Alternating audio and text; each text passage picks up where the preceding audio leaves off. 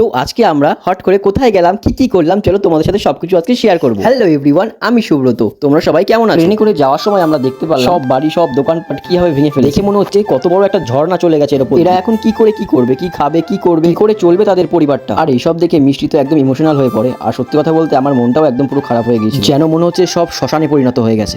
আর বাইরে বেরিয়ে এসে যে এত লোক, আমি তো মিষ্টিকে বলছিলাম আমরা কি কোথাও ঠাকুর দেখতে যাচ্ছি, এত লোক কোথা থেকে আসলো, কিভাবে? সত্যি বলতে চেনা জায়গা যেন অচেনা হয়ে উঠেছে। তারপরে চলে আসলাম আমরা একটা মলে, কিন্তু মিষ্টি তো পিট ব্যাগ নেবে বলেছিল, তো হ্যান্ড ব্যাগ কেন দেখছি? এই হচ্ছে মেয়ে মানুষ, ভাববে একটা করবে একটা। তারপরে কিছুক্ষণ দেখার পরে ফাইনালি ও একটা ব্যাগ চুজ করে নিল। আধা ঘন্টা 1 ঘন্টা ধরে ব্যাগ নেওয়ার পরে চলে আসলাম আমরা একটা জুয়েলারি দোকানে। তারপরে আমি মিষ্টিকে বললাম যে আমার জন্য একটা হার দেখে দিতে। মিষ্টি আমার জন্য একটা গলার হার চুজ করে দিল। ও তোমাদের তো দেখানোই হয়নি আমরা কেমন জিনিস। মিষ্টি নিয়েছে এই পিঙ্কি কালারের ব্যাগটা, আর আমি নিয়েছি এই গলার হারটা, কারণ আমার এই গলার হারটা অনেকটা পুরনো হয়ে গেছে, তাই ভাবলাম একটা নতুন। এতক্ষণ ঘোরার পর আমাদের খুব খিদে পেয়ে গেছিল, তাই আমরা চলে আসলাম মিও মলে। এখান দিয়ে আমরা কিছু খাওয়া দাওয়া করে নিলাম। তোমরা যদি বলতে পারো যে আমরা কোথায় গেছিলাম, তাহলে অবশ্যই কমেন্ট করে জানাবে। টাটা।